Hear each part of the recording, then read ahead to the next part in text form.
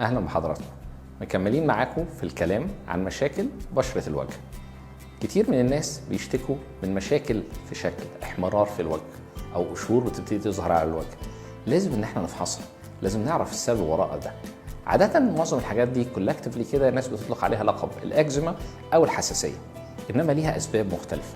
أشهرها بما إن احنا في فصل الشتاء هي الإكزيما الدهنية، ودي بتنتج عن ان ذوي البشره الدهنيه ما بيعرفوش يعتنوا او يغسلوا بشرتهم بالشكل الملائم، ما بيستخدموش الغسول الملائم للبشره الدهنيه، ما بيقدروش يتحكموا في عدد مرات الغسيل بشكل سليم، فبيبتدي في الاماكن اللي فيها غدد دهنيه اكتر او افرازات اكتر للغدد الدهنيه، بالذات في منطقه حول الانف، منطقه الحواجب كمان ممكن يبتدي يحصل التهابات وقشور موجوده.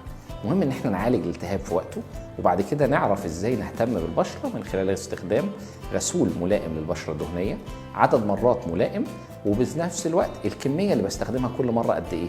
مهم عندي ان بشرتي ما تبقاش بتلمع في اي وقت من كتر الافرازات الدهنيه، وفي نفس الوقت ما اغسلهاش زياده لدرجه ان هي تجف من كتر الغسيل.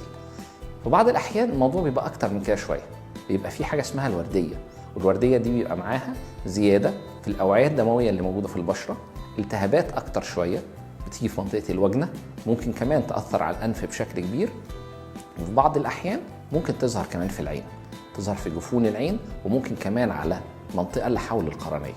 مهم ان احنا نشخص الورديه بدري، لان ليها عدد من المراحل، وكلما ابتدينا في العلاج بصفه مبكره كلما قدرنا ان احنا نتعامل معاها بشكل كويس.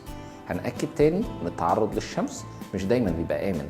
مهم في الأوقات اللي فيها التهاب في البشرة ان انا استخدم واقي الشمس الملائم علشان يساعد معايا في العلاجات لأنواع الإكزيما المختلفة.